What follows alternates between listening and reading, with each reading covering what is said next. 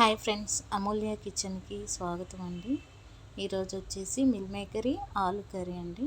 Pan పెట్టుకొని దాంట్లో oil కొంచెం పోసుకొని దాంట్లో జీలకర్ర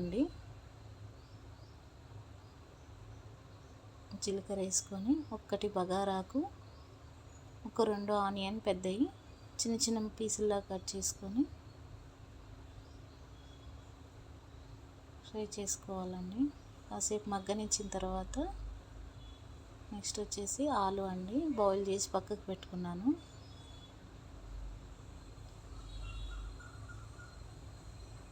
కొంచెం దాన్ని అలా చేసేసి దీంట్లో వచ్చేసి 2 పచ్చిమిర్చీలండి ఫ్రై అయ్యేంత వరకు కలపాలి. కొంచెం పసుపు,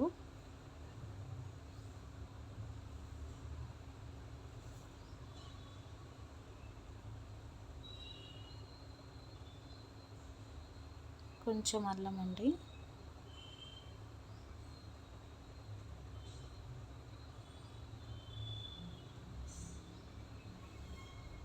మిక్స్ అయ్యేంత వరకు కలపాలి అల్లం పేస్ట్. నెక్స్ట్ వచ్చేసి మనం పక్కకి వాటర్లో నానబెట్టుకున్న మిల్ మేకరీ అండి,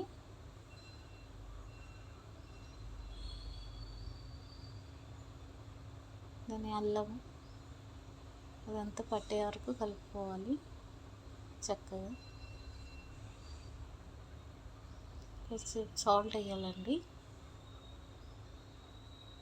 సాల్ట్ వేసి కలిపిన తర్వాత కాసేపు మగ్గనివ్వాలి. నెక్స్ట్ వచ్చేసి 2 టమాటాలు అండి,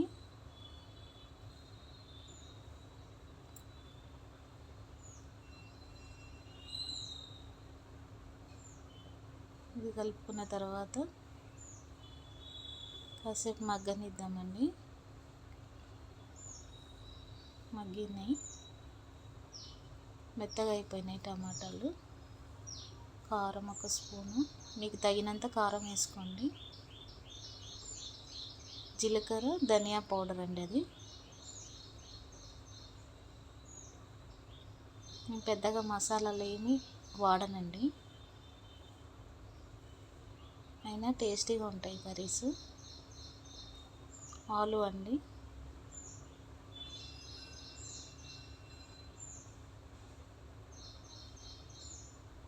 ఇది వేసి బాగా కలుపుకోవాలి. మసాలా అంతా పట్టేంత వరకు కలుపుకోవాలి.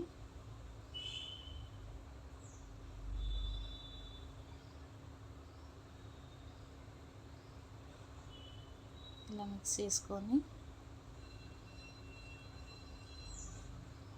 కొంచెం మగ్గనిచ్చిన తర్వాత వాటర్ వేసుకోవాలండి. మీ గ్రేవీకి తగినంత, ఎంత గ్రేవీ కావాలనుకుంటే అంత వాటర్ వేసుకోవాలి. నేనైతే మరీ ఎక్కువ ఇవ్వట్లేను, కొన్ని పోసుకుంటున్నాను వాటరు, ఎందుకంటే ఇది రోటీలోకి బాగుంటుందండి.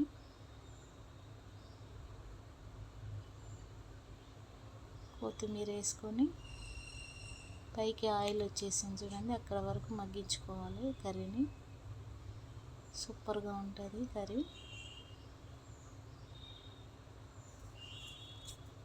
పీసెస్కి రైస్లోకైనా చపాతీలోకైనా చాలా బాగుంటుందండి కర్రీ.